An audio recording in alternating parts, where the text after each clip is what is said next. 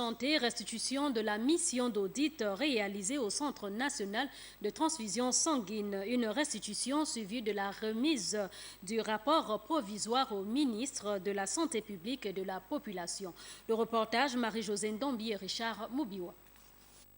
Cette mission d'audit, comme l'a souligné le directeur du CNTS, Dr Nsam Geoffret Mireille, a été réalisée par un référent OMS qui intervient dans 47 pays et dont l'activité au Gabon était centrée sur l'environnement transfusionnel national.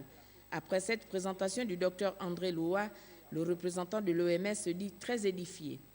Il faut noter aussi de manière très claire, et je pense que c'était ça la conclusion de notre expert qui est venu, que le sang transfusé au Gabon, il est bon.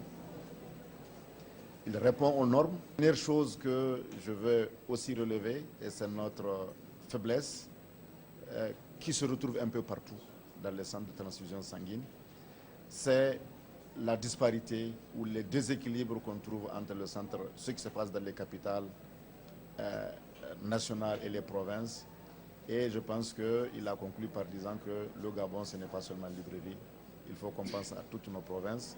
Le professeur Léon Zouba se satisfait des conclusions de la mission d'audit. Tenant compte du plan stratégique Gabon émergent, vous avez remarqué la maison santé, elle repose sur un socle qui est la gouvernance.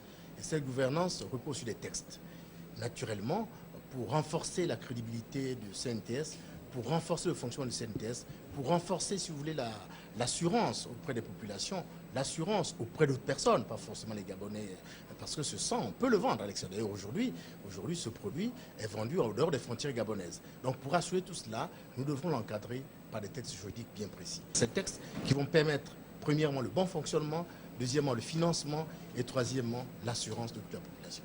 L'audit rapport a été remis personnellement au ministre de la Santé publique et de la Population par le représentant de l'OMS dans notre pays.